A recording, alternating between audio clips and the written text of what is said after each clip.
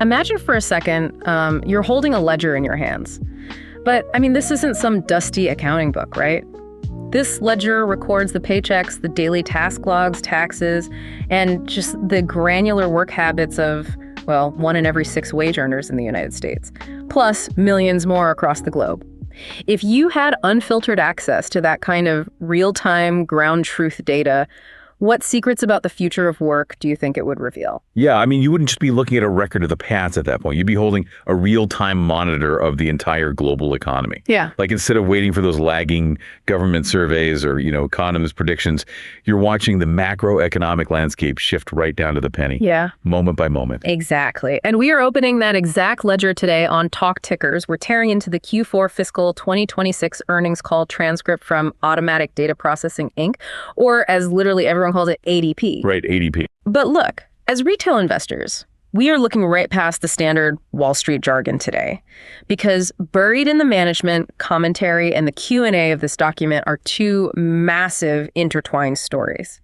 First, the financial health and, the operational mechanics of the world's biggest corporate backbone. Yeah. And second, and this is where it gets incredibly vital for anyone listening, we're going to look at what their proprietary data tells us about how artificial intelligence is literally rewiring human labor right now. I love that we're doing this. Treating a corporate earnings call as a behavioral and economic treasure map is incredibly effective here, because ADP occupies this really unique structural position in the market. They aren't theorizing about the labor market. They are literally cutting the checks for it. Right. They see it first. Exactly. When a business makes a hire or when they freeze wages or restructure a department, ADP servers process that reality before anyone else even knows it happened. Which means whether you're holding ADP stock in your portfolio, running a 50-person logistics company, or just, clocking into your own 9-to-5 job, the shifts detailed in this call are coming for your wallet and your daily to-do list. So let's get right into the headline numbers for Q4 and the full fiscal 2026 performance. Let's do it. ADP reported $21.9 billion in full-year revenue. For the fourth quarter alone, top-line revenue grew by 7%, while adjusted earnings per share, their EPS, just shot up by 17%. And that was driven by a 140 basis point expansion in their adjusted EBIT margin. So, okay, as a retail investor, the disparity between that 7% revenue growth and the 17% EPS growth, that's the defining financial narrative of this entire call. It's massive. It really is. Yeah. When your bottom line profitability is growing more than twice as fast as your top line sales, your operational leverage is firing on all cylinders. And just to translate the Wall Street speak here, that 140 basis point expansion in EBIT margin, that basically just means 1.4%. But what it signifies is that it's costing ADP significantly less to generate each incremental dollar of revenue. They are scaling profits independently of their sales volume. Okay, let's unpack this with an analogy. If ADP is like the plumbing of the corporate world, right? Routing the payroll, the tax filings, the benefits, a 17% jump in EPS means they didn't just lay 7% more pipe. Right. They figured out how to push water through the entire existing system with basically zero friction, and they patched leaks they didn't even know they had. But my question is, how exactly are they finding that kind of massive internal efficiency right now? Because the global macro environment is still dealing with complex inflation narratives and, geopolitical tightening. It doesn't seem like the environment where a legacy giant suddenly just finds another gear like that. No, it doesn't. And it's not like a simple accounting maneuver or, turning off the lights in the corporate office early to save money. The majority of the call, which was led by CEO Maria Black and CFO Peter Hadley, was dedicated to explaining this exact phenomenon. Yeah, they spent a lot of time on it. They did. Because the margin expansion is a direct result of deploying artificial intelligence. But not just as some flashy new product they sell to clients. They're deploying it as the core engine of their own internal workforce. They're capitalizing on this fundamental shift in how human labor interacts with technology. And the management commentary on this shift was honestly the most striking part of the source material. Maria Black literally called this current environment a defining moment for work. That's a strong phrase for an earnings call. Very strong. To understand what's actually happening on the ground, ADP partnered with the Stanford Digital Economy Lab. They took their 77 years of historical data, overlaid it with their current real-time payroll flows, and they analyzed how AI is impacting wages. And the methodology here is the key to the whole thing. They aren't tracking job titles. They're tracking individual granular tasks. Yes. tracking tasks rather than titles completely changes the economic picture. Yeah. I mean, most labor market studies look at a title, let's say systems analyst, and attempt to measure if that specific role is growing or shrinking across the economy. Right, which is how we normally think about jobs. Exactly. But titles are just arbitrary buckets for tasks. ADP and Stanford are parsing what people actually do hour by hour and measuring how the wage premium, the amount an employer is actually willing to pay for a specific action, how that fluctuates over time as new technology enters the market. The specific example they gave in the call was fascinating. They looked at IT workers. According to ADP's data, tasks like system design, development, and complex structural analysis, those are commanding higher wage premiums right now. But the routine tasks like testing, documentation, basic monitoring, level 1 technical support, those are commanding lower wage premiums. The economic value of that work is visibly eroding in their data. And it makes perfect sense because those routine algorithmic tasks are exactly what generative AI and automated systems are built to absorb.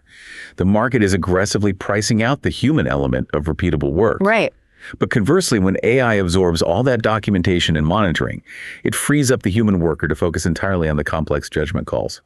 The data proves employers are actually willing to pay a premium for the human skills that algorithms cannot replicate. Things like unprecedented problem solving, strategic design, deep contextual decision making. So, taking an opinionated stance here for a second, the prevailing media narrative of the last 3 years that AI is this monolithic job killer coming for all white-collar work, it's just flat wrong based on the hard payroll data. We aren't being replaced. The workforce is just being fundamentally redefined. Exactly. The total aggregate number of jobs isn't collapsing in these sectors. The composition of the jobs is what's shifting. As Maria Black pointed out, the economic value of human judgment is actually skyrocketing in tandem with AI adoption. Okay, I want you, listening right now, to apply this framework to your own workday. Like, really think about it. Stop thinking about your job title. Break your 9 to 5 down into discrete tasks. Which of your daily duties are purely routine? Are you, moving data from a dashboard into a weekly PDF report? Are you monitoring a system for anomalies? Because according to ADP's ledger, the market value of those specific actions is dropping towards zero. Yeah, those are the danger zones. But the parts of your day that require deep judgment, navigating a delicate client negotiation, identifying a new market opportunity, resolving a crisis that has no historical precedent, that is where your wage premium is going to come from. That's actionable career advice right there. It is a profound structural shift. Mm-hmm. And ADP's strategic brilliance here is that they aren't just publishing this Stanford data as some academic white paper for people to read. Mm-hmm. They're using this workforce intelligence to actually advise their clients on how to restructure. Oh, yeah. Think about it. They're uniquely positioned to walk into a Fortune 500 company and say, we can see exactly which tasks in your organization are becoming economically inefficient, and we have the software tools to help you reallocate that labor. That bridges us perfectly into the actual technology that they are building to execute this. ADP is eating their own cooking in a massive, massive way. They detailed 3 major pillars of their AI rollout in the call. You've got ADP Assist, ADP Lyric HECM, and a platform called The Zone. Let's start with ADP Assist. This is their natural language AI layer, and the distribution scale is frankly hard to wrap your head around. They launched these agents in January, and they've already expanded them across payroll, HR, benefits, and compliance modules. It was fast. Incredibly fast. They're now available to nearly all of ADP's 1.1 million plus clients. In fiscal 2026, they had 3.1 million unique active users engaged in over 12 million conversations with ADP Assist. 12 million AI conversations embedded directly into the daily workflows of HR departments globally. That's wild. And the call highlighted a very specific metric that I want to zoom in on.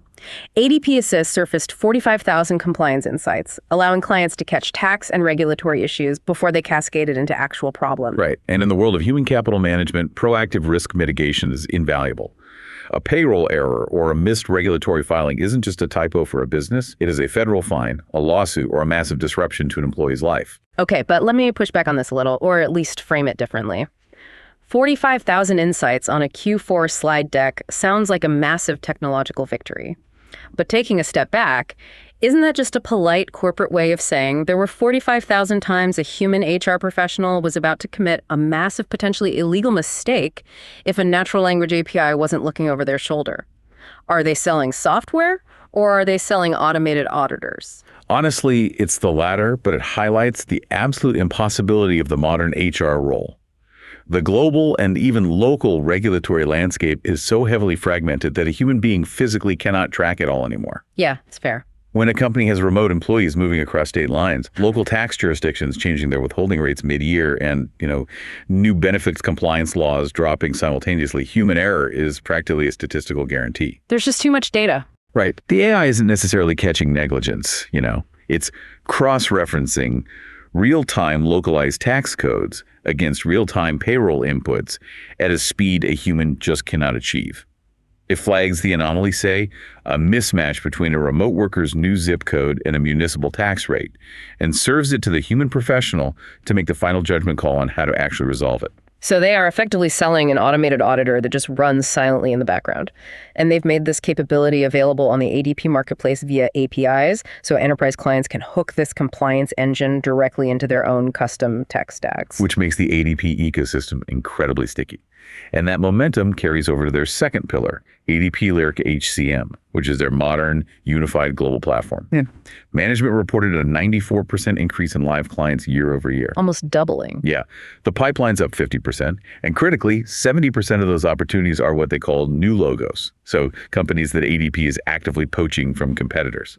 They highlighted some massive international wins here, too. A digital transformation firm in France, a specialty chemicals company in the UK, a global accessibility solutions manufacturer. The thread connecting all these deals is that clients are looking for architecture built for this new era of work. They don't just want a database to hold employee records. They want a system that can intelligently parse the kind of task-based data we were just talking about. Absolutely.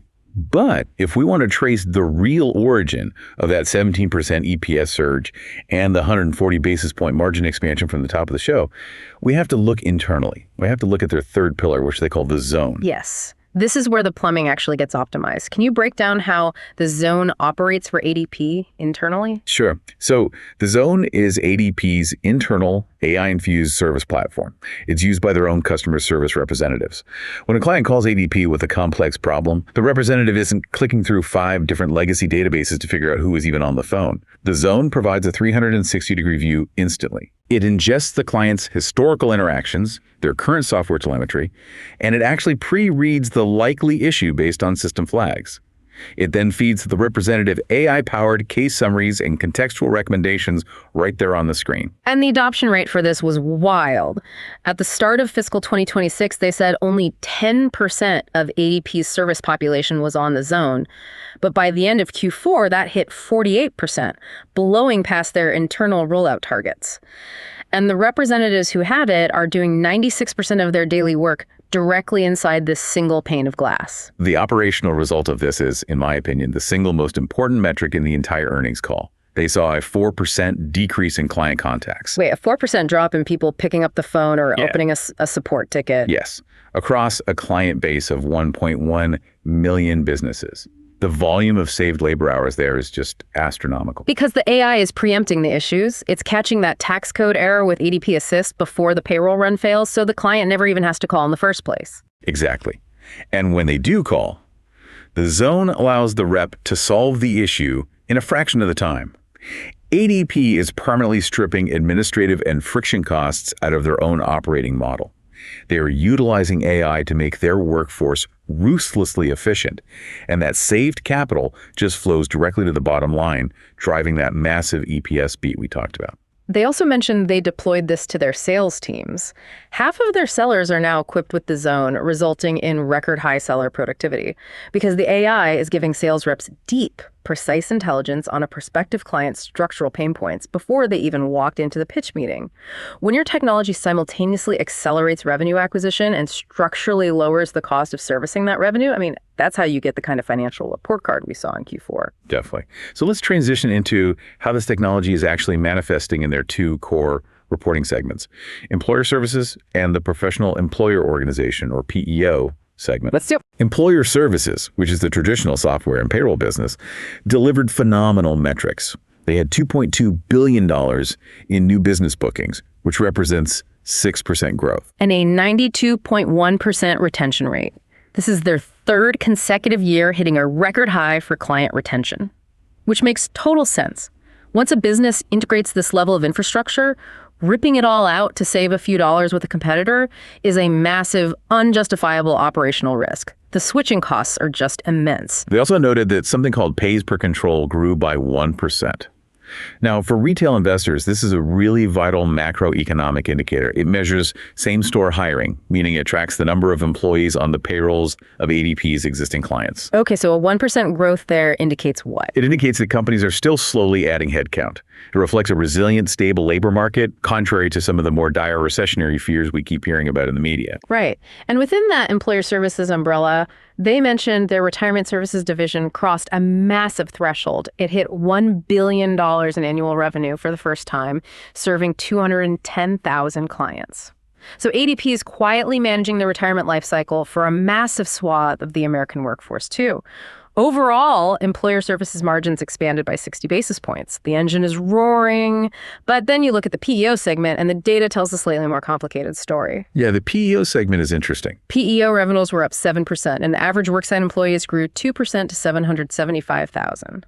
But the margins for the PEO segment contracted by 100 basis points. What happened there? Well, the PEO business operates on a very different mechanical structure than the software business, which makes those margin dynamics highly sensitive to inflation. Okay, let's pause and explain PEO in plain English for the listeners because it can be confusing. Let's say I own a 15-person commercial bakery. I am an expert in supply chains, baking, and local retail. I am definitely not an expert in navigating federal health insurance exchanges, managing complex workers' compensation claims, or maintaining HR compliance across multiple shifts. Why do I hire ADP's PEO? You would utilize what's called a co-employment model. You partner with ADP, and legally, ADP becomes the administrative employer of record for your 15 bakers. So wait, even though I own the business, on paper, they work for ADP. Exactly. You still dictate their schedules, you manage their daily tasks, and you run the actual bakery. But on paper, for HR and tax purposes, they are part of ADP's workforce. Oh, I see. Because ADP pools my 15 employees with hundreds of thousands of workers from other small businesses, granting me access to, like, Fortune 500 level health insurance rates and benefits packages that a standalone bakery could never negotiate on its own. Precisely. ADP assumes the compliance risk and the massive benefits administration burden. But this structure is exactly why the margins contracted in Q4. The PEO segment saw faster growth in what they call zero-margin pass-throughs. Pass-through revenue. Okay, so that's essentially money moving from the bakery's bank account through ADP's ledger directly to a third-party insurance carrier to pay for those employee health premiums. Right. ADP doesn't take a cut of that specific premium transfer. It's zero margin for them.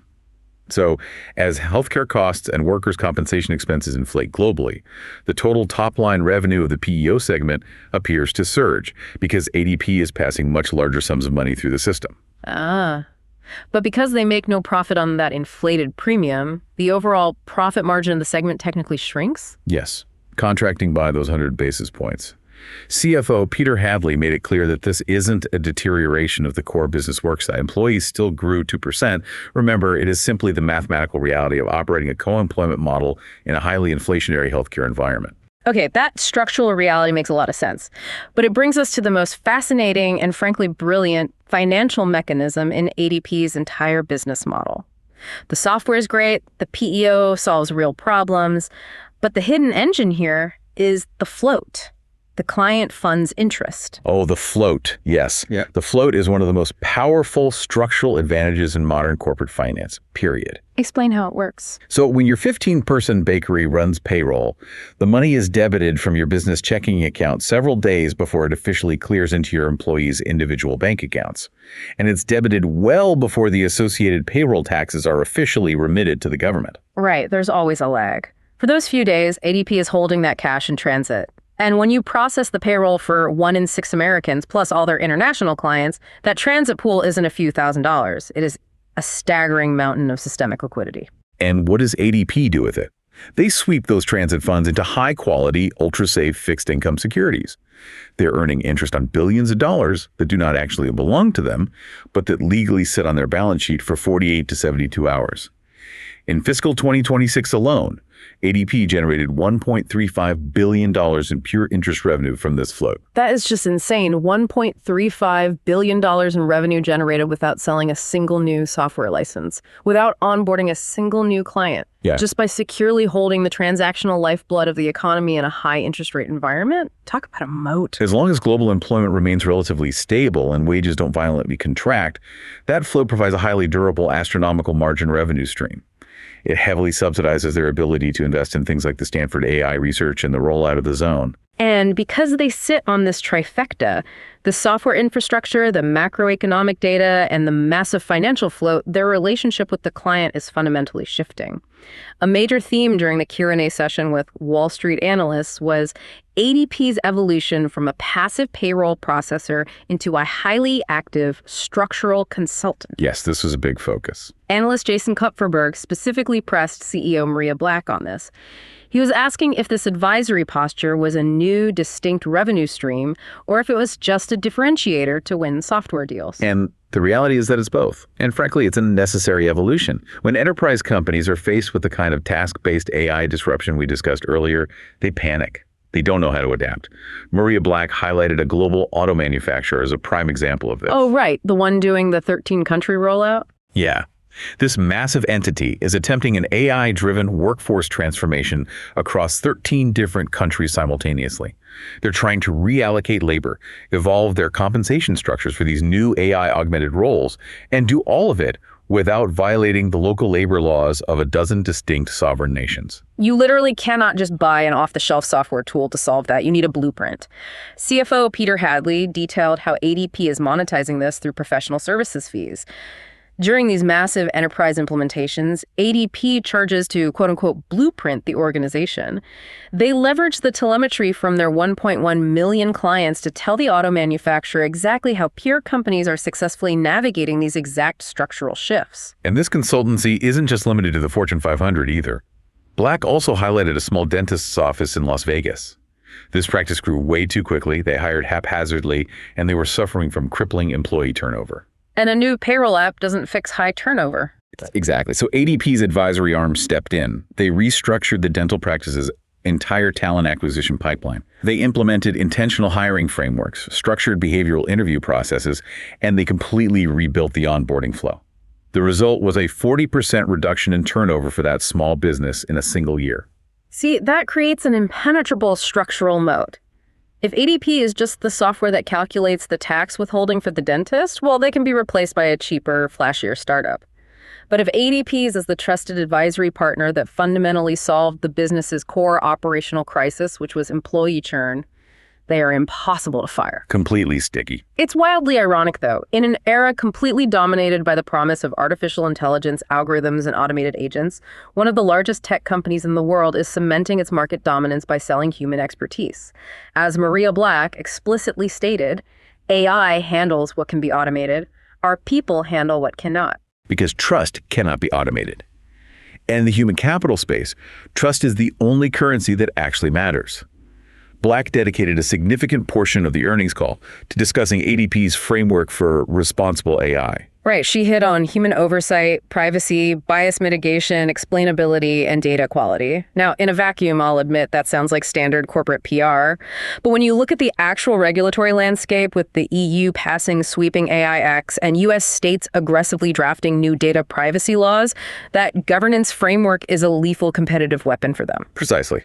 If a multinational corporation is deploying AI to analyze the performance metrics, the health data, and the social security numbers of its entire global workforce, they cannot afford a single hallucination or data leak from some unproven startup. The legal liability would be catastrophic. Exactly. They require an established fortress. Yeah. ADP has spent 77 years building relationships with these regulatory bodies. They have the compliance architecture to deploy these tools responsibly, and the market is just flocking to that safety. Okay. Let's turn our attention to the horizon, because actionable takeaways are what Talk Tickers is all about. CFO Peter Hadley laid out the financial guidance for fiscal year 2027, and it is pretty aggressive. They're projecting total revenue to grow between 5 and 6%, with adjusted EPS expected to climb by 9 to 11%. Which indicates they fully expect the margin expansion driven by internal AI efficiencies. The continued rollout of the Zone and ADP Assist to persist. The bottom line is going to continue to scale faster than the top line. They also projected employer services new business bookings to grow by 4 to 7%. But, and this is a big but, there is a glaring detail in the FY27 guidance that requires some intense scrutiny. They spent the entire Q4 presentation taking a massive victory lap over 3 consecutive years of record high client retention, hitting that 92.1% mark. Yet Hadley's official guidance for FY27 projects that employer services retention will actually decline by 10 to 30 basis points. Yeah, that caught a lot of attention. If the software is so sticky and the AI is so revolutionary, why is the CFO officially forecasting a drop in retention? Is there a massive macroeconomic red flag hidden in that projection? It's a really vital question, and it was immediately pressed by the analysts on the call. Hadley framed this projected decline as a prudent baseline assumption. Operating at a 92.1% retention rate across 1.1 million clients is almost at the theoretical ceiling of structural physics for a business of this size. Especially when a massive chunk of those clients are small and mid-sized businesses. Right.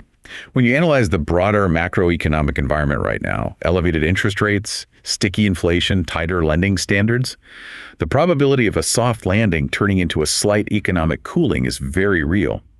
In that scenario, small business out-of-business rates naturally tick up. If a local restaurant goes bankrupt, ADP loses a client, and their retention rate takes a hit, through literally no fault of their software or service. Management is factoring in that slight macroeconomic pullback just to establish a safe floor, ensuring they aren't setting expectations they can't meet if the broader economy stumbles. Okay, that makes sense. It's a macro buffer, not a product flaw. And that pragmatic approach applies to their guidance on the float as well. Despite the intense market speculation about central banks potentially cutting interest rates in the coming year, ADP's treasury strategy is heavily laddered and insulated. Hadley projects the client funds yield will actually increase, moving from 3.4% in FY26 to 3.7% in FY27. Because they invest in longer duration securities, they lock in these elevated yields. They are projecting to generate between $1.54 and $1.56 billion in interest revenue next year. That's an increase over this year's massive haul. Which begs the question for investors. What is a company supposed to do when they are generating billions in zero-cost interest revenue while simultaneously driving down their own operating costs with internal AI? You return it to the market. Exactly. In fiscal 2026, ADP repurchased 8.6 million shares of their own stock, deploying $2.1 billion in capital to do so. And Hadley confirmed they plan to maintain these elevated repurchase levels in FY27 under their current $6 billion authorization. As a signal to the market, deploying $2.1 billion into share buybacks is the ultimate sign of executive confidence. You do not aggressively cannibalize your own public float if you believe your core business is heading into a structural decline. By reducing the total number of outstanding shares, they artificially enhance the value and the earning power of every single remaining share held by investors. It is a highly efficient, highly aggressive capital allocation strategy. There was a moment during the Q&A that perfectly encapsulated this financial posture. An analyst from JP Morgan asked Maria Black about their mergers and acquisitions strategy, considering they had just finished digesting a large acquisition called Workforce Software. Black gave the standard CEO answer, ADP is always open for business and monitoring the landscape. But Peter Hadley immediately jumped in to add a very specific caveat. Yeah, Hadley made it crystal clear that ADP is exceptionally picky. They are not desperate for inorganic growth. Look around the tech sector.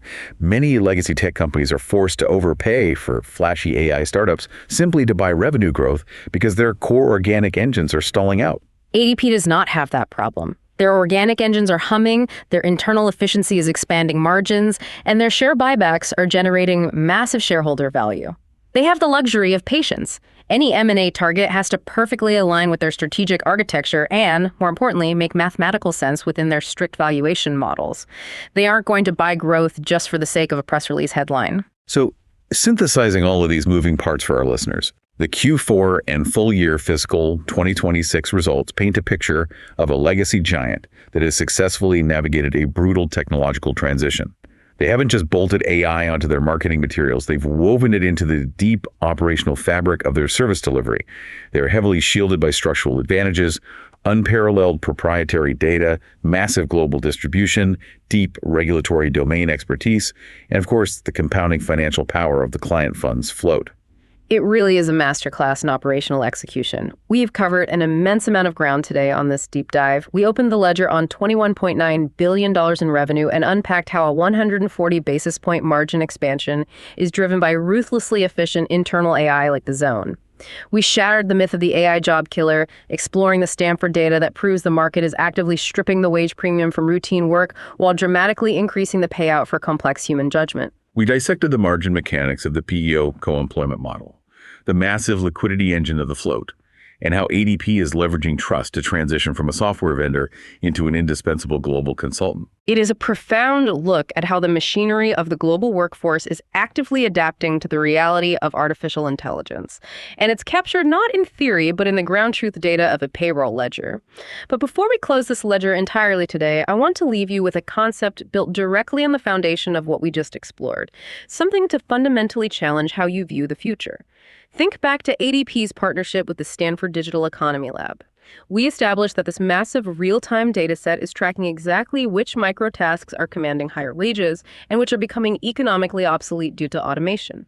Now, project that capability into the broader society. What happens when that level of real-time, task-based economic data is licensed to universities and educational institutions? Imagine a world where a college curriculum isn't a static document, updated once a decade by a slow-moving academic committee based on theoretical trends. Imagine reality where the coursework shifts semester by semester, dynamically rewriting itself based entirely on the hidden data flowing through ADP's servers. You wouldn't go to school to learn a job title that might be automated out of existence by the time you graduate. You would be trained exclusively on the exact, complex judgment tasks that the market is actively putting a wage premium on that very month. Education would cease to be theoretical preparation. It would become real-time economic adaptation, driven entirely by the ground truth ledger of the global workforce. Keep questioning the structures around you, keep looking past the obvious headlines, and we will catch you on the next deep dive right here on Talk Tickers.